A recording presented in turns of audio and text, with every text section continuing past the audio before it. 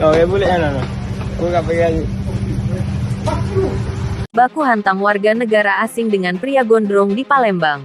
Penyelesaian masalah dengan kekerasan bukanlah pilihan tepat, namun pria gondrong dan warga negara asing ini memilih melakukan itu.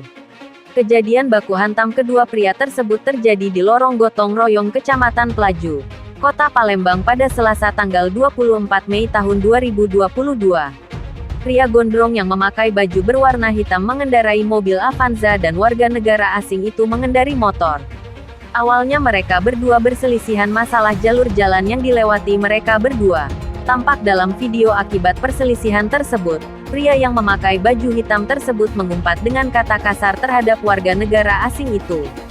Warga negara asing itu memiliki badan jauh lebih tinggi, langsung emosi dan memukul pria gondrong tersebut.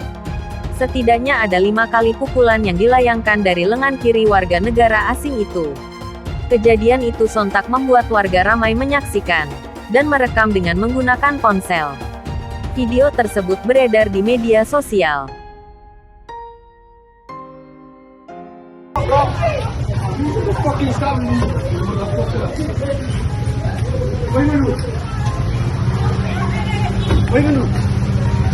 Kunci.